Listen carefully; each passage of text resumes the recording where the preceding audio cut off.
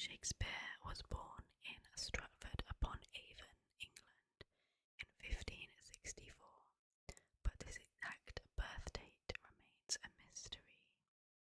Historical records show he was baptized on April 26th, 1564, and it's widely speculated that he was born 3 days before, on April 23rd, and this is the date that is traditionally celebrated as his birthday.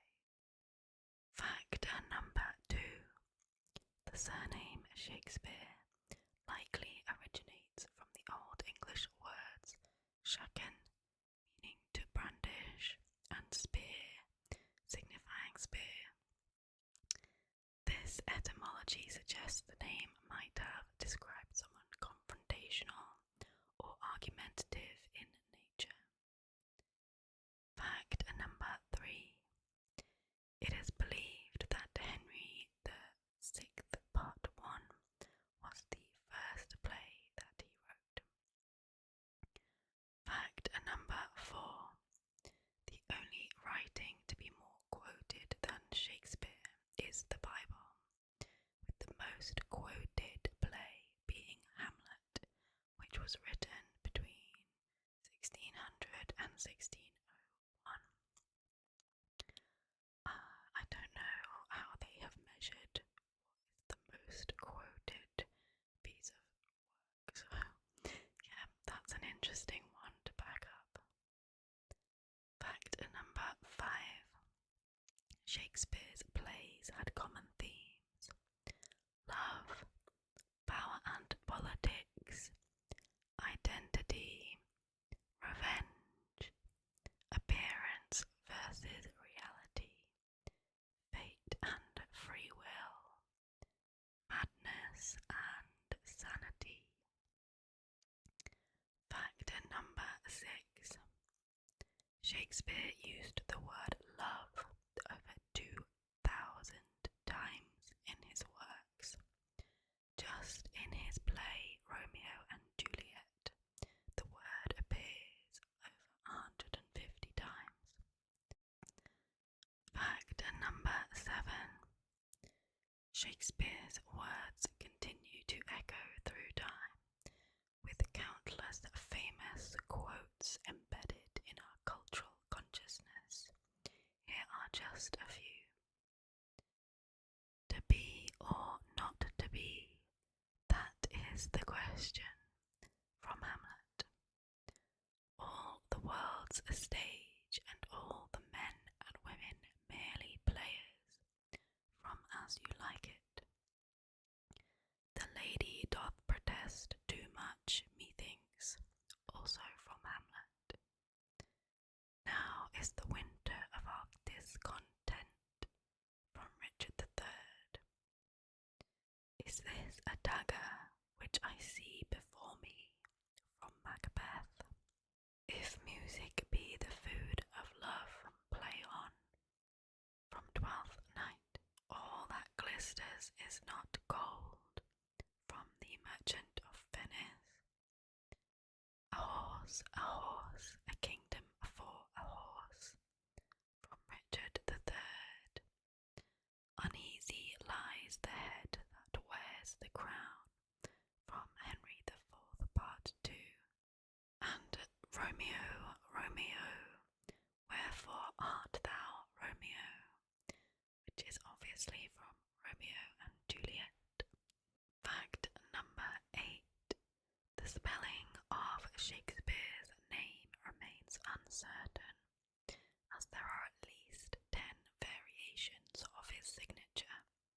Throughout his lifetime, sources documented over 80 different spellings of his name, ranging from Shapere to Shakespeare.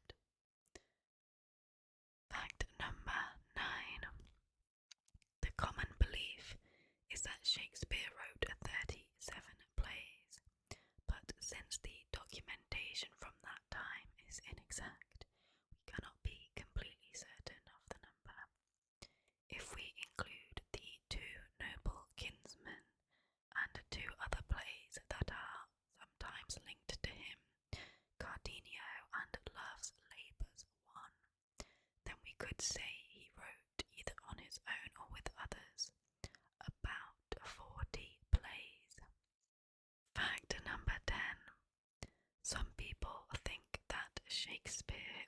a fraud, proposing that a provincial commoner like him lacked the education and experiences to produce such sophisticated works.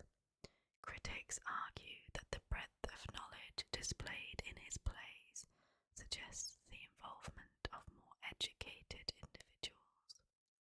Candidates like Edward de Vere, Francis Bacon, Christopher Marlowe, and Mary Sidney Herbert have been suggested as potential true authors behind the works. But most scholars and literary historians remain skeptical about this hypothesis and believe Shakespeare was who he said he was. Although many suspect Shakespeare sometimes collaborated with other playwrights.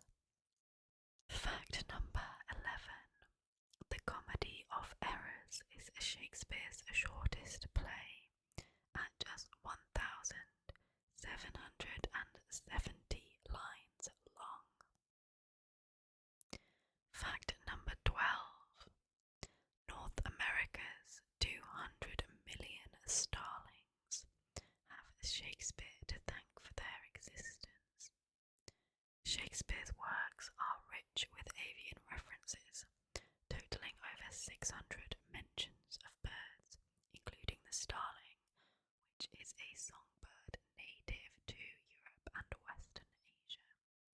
In 1890, inspired by Shakespeare, Eugene Schifflin introduced 2 flocks of 60 starlings into New York's Central Park as part of a project to bring every bird mentioned in Shakespeare's plays to the United States.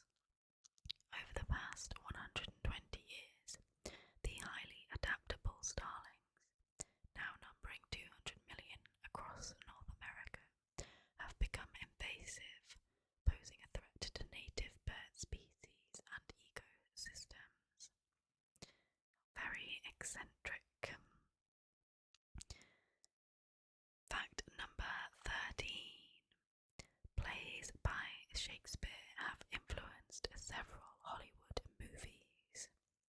West Side Story is based on Romeo and Juliet. 10 Things I Hate About You, based on The Taming of the Shrew. The Forbidden Planet on The Tempest. The Lion King, based on Hamlet. And She's the Man, based on Twelfth Night. Fact number 14. Shakespeare's plays are predominantly written in rhyming verse, a style known as iambic pentameter, which mimics the rhythm of a heartbeat. Interestingly, Richard II and King John stand as the only 2 plays entirely composed in verse, while the rest feature a blend of the verse and prose. Fact number 15. Only one play written by Shakespeare was actually set in England, and that was The Merry Wives of Windsor. Fact number 16. Shakespeare was also an actor who performed many of his own plays as well as those of other playwrights. For most of his career, he belonged to one acting company which he also helped to found. They were originally called the Lord Chamberlain's Men, but changed their name to the King's Men when King James took the throne. Fact number 17. Shakespeare performed for both Queen Elizabeth I and King James I. Fact number 18.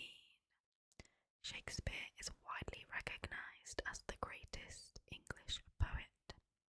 Not only did he primarily write his plays in verse, but he also composed 154 sonnets, which is a poem of 14 lines using any number of formal rhyming schemes.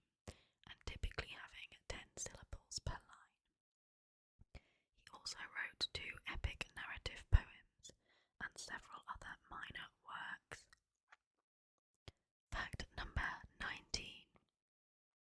Shakespeare was unrivaled as a wordsmith, and his vocabulary is estimated to have been between 17,000 to 29,000 words, dwarfing that of the average speaker. He is also credited with introducing thousands of words to the English language. For example, bedazzled in The Taming of the Shrew, belongings in Measure for Measure, cold-blooded in King John, disturbed also from King John, eventful in As You Like It, eyeball in The Tempest, fashionable from Troilus and Cressida, inaudible from All's Well That Ends Well, swagger in A Midsummer Night's Dream, and uncomfortable from Romeo and Juliet. Swagger definitely feels like it should be a much more modern invention. Fact number 20. Shakespeare experienced the horrors of the Black Death, a devastating epidemic that struck London in 1603, claiming over 33,000 lives. I don't know what the population was at the time, but that was a huge proportion of people that were living in London. 5 years later, in 1608, the plague resurfaced, forcing the closure of the Globe Theatre. During this time, Shakespeare turned his focus to poetry as an alternative to theatre work. Fact number 21. In Shakespearean London, theatres faced turbulent times, especially during disease outbreaks like the Black Plague, when they were perceived as potential breeding grounds for contagion. This led to their closure by city authorities concerned about public health. Even during periods of calm, theatres remained under threat, viewed as sources of base entertainment, and condemned by Puritan reformers, who deemed them morally corrupting. Preacher Thomas White went as far as directly linking plays to the spread of the plague, asserting the cause of plague is sin, and the cause of sin are plays. Therefore, the cause of plagues are plays. Fact number 22. Shakespeare loved dogs, and there are 200 dog references in his plays. Fact number 23. There are superstitions surrounding the play Macbeth, and many theatre professionals avoid uttering its name inside a theatre, fearing that it will bring bad luck. Legend has it that witches cursed the play due to a supposed inclusion of a real spell within its text. Fact number 24. The first printed reference to Shakespeare as a playwright was an insult. In 1592, the dramatist Robert Greene, or possibly Henry Jeddell, called him an upstart crow, who supposes he is as well able to bombast out a blank verse as the best of you. Apparently that kind of means that he's like a jack of all trades and master of none, or something like that. Fact number 25. William Shakespeare was born into a family of 8 children to John Shakespeare, a prosperous glove maker and leather worker, and Mary Arden, an heiress from a wealthy family. Despite the lack of detailed information about his early years, Shakespeare is believed to have had a privileged upbringing. He likely attended a reputable school and spent much of his childhood playing outdoors. Fact number 26. Shakespeare's work appeared in print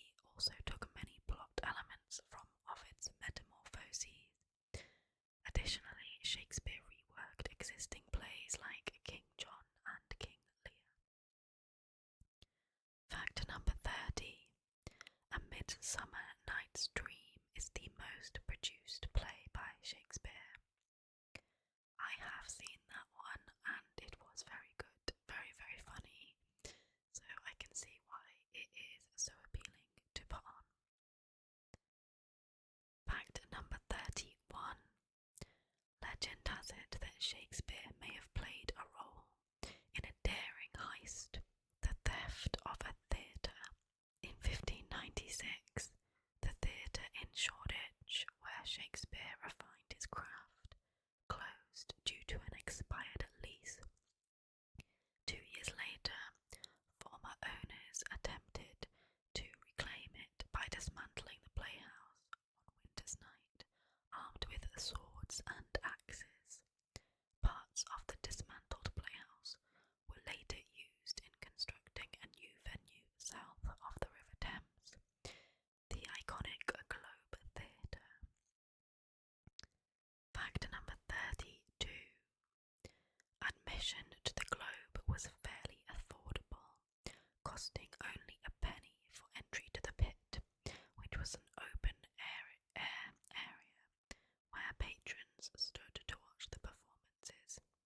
This low price made attending plays accessible to trade workers and merchants, while wealthier attendees paid more for seating in the gallery. Audiences of the time could be quite rowdy though, often shouting, booing, and even hurling food at actors they disliked. Fact number 33. During a performance of Shakespeare's play Henry VIII on June the 29th, 1613, disaster struck the Globe Theatre when a prop cannon ignited a fire. Sparks landed on the thatched roof, triggering flames that swiftly engulfed the structure. Witness Sir Henry Wotton described the fire as consuming the entire house within an hour. Remarkably, the only reported injury was a man whose flaming breeches were extinguished with a bottle of ale. Thankfully, there was a lot of beer flowing at the Globe Theatre, from what I understand. Fact number 34. You can visit a replica of the Globe Theatre in London, in England. It stands around 750 feet away from the original site. I have been there quite a few times. I would recommend, if you are in London and enjoy going to the theatre, it is such a fun, novel experience, and still relatively cheap if you're willing to stand in the pit. Fact number 35. Julius Caesar was the first play performed at Shakespeare's Globe Theatre. Fact number 36. Many common expressions originate from his plays, including wild goose chase from Romeo and Juliet, green-eyed monster from Othello, seen better days from As You Like It, good riddance from Troilus and Cressida, fair play from The Tempest, love is blind from The Merchant of Venice, break the ice from The Taming of the Shrew, heart of gold from Henry V, and the game is afoot from Henry V as well. A lot of those are incredibly surprising. Fair play, I think I use, I don't know, on a weekly basis or something. And the game is afoot. I would have actually put money on that being Sherlock Holmes, Arthur Conan Doyle, so very surprising. Fact number 37. There are over 35 films that have been made of Romeo and Juliet. I love the Baz Luhrmann film with Leo DiCaprio. It is so good. Highly recommend watching that as well if you haven't seen it. Fact number 38. In Tudor and Stuart drama, it was customary to incorporate at least one song in every play. The Comedy of Errors stands as the only play by William Shakespeare devoid of any song. Typically, Shakespeare assigned most of the singing to characters such as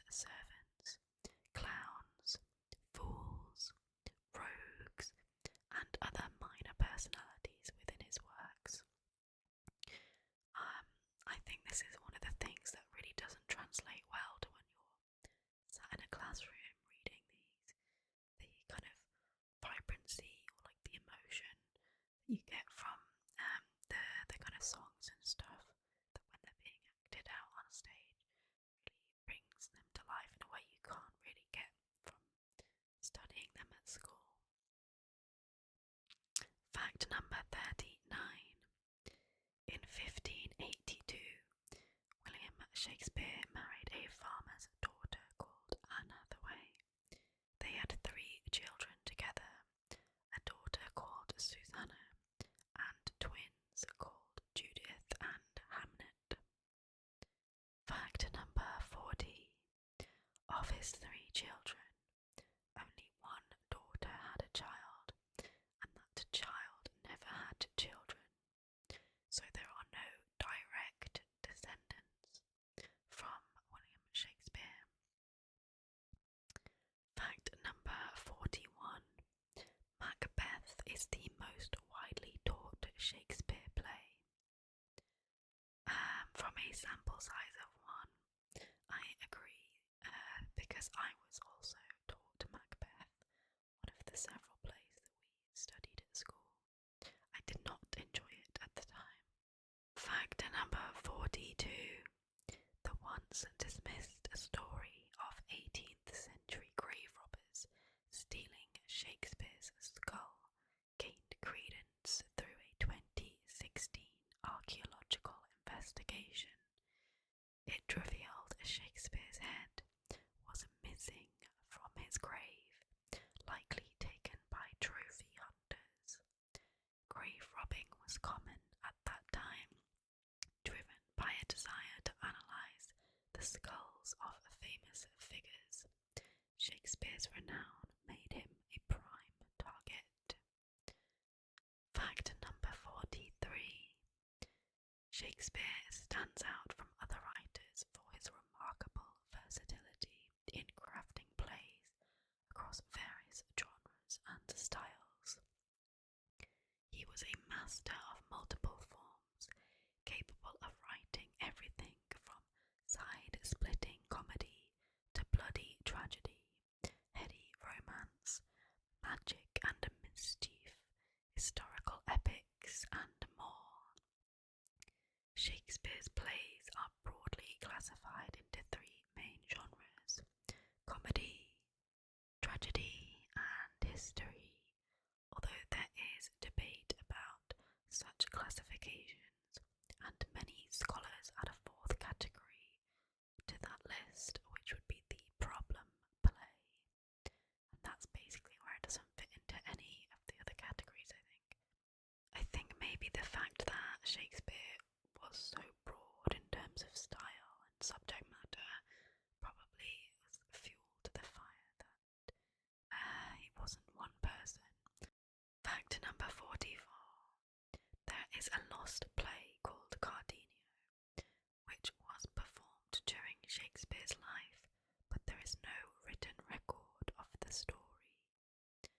Maybe that one wasn't as popular at the time, which is why we don't have any transcripts or anything from it.